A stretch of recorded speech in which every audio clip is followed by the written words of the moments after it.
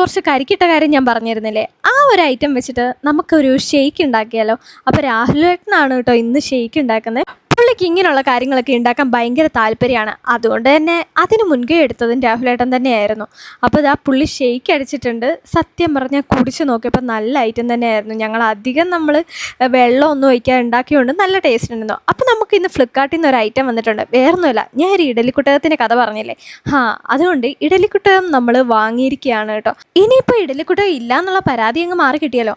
അപ്പോൾ ഞങ്ങൾ വാങ്ങിയത് ഒരു 6 തട്ടുള്ള ഇഡലിക്കുട്ടകമായിരുന്നു കേട്ടോ. ഇനിയിപ്പോൾ എല്ലാം ഒന്ന് ഫിറ്റ് ചെയ്ത് നമുക്കതിൻ്റെ ഭംഗി ഒന്ന് ആസ്വദിക്കാം അല്ലേ. അപ്പോൾ അങ്ങനെ നമുക്ക് കിട്ടിയതിനകത്ത് കേടുപാടുകളോ കാര്യങ്ങളോ ഒന്നും ഉണ്ടായിരുന്നില്ല. നല്ലൊരു ഇഡലിക്കുട്ടകം തന്നെയായിരുന്നു. ഞാൻ എല്ലാം ഫിറ്റ് ചെയ്തെടുത്ത്. എനിക്ക് ഇമ്മാതിരി കാര്യങ്ങളൊക്കെ ഭയങ്കര താല്പര്യമുള്ള കാര്യം. അങ്ങനെ ഇരുന്നപ്പോൾ ഈ ഒരു ഐറ്റം എന്തിനാണ് ഉപയോഗിക്കുന്നതെന്ന് ആലോചിച്ചാൽ അങ്ങനെ നോക്കിയപ്പോഴാണ് നമ്മളിതാ ഈ ഒരു തട്ട് എടുക്കാനും വെക്കാനും ഒക്കെ ആയിട്ട് ഉപയോഗിക്കുന്നതാണ് കേട്ടോ. പ്രോഡക്റ്റ് ഞാൻ ഈ വീഡിയോയിൽ ടാഗ് ചെയ്തിട്ടിട്ടുണ്ടേ. ബൈ.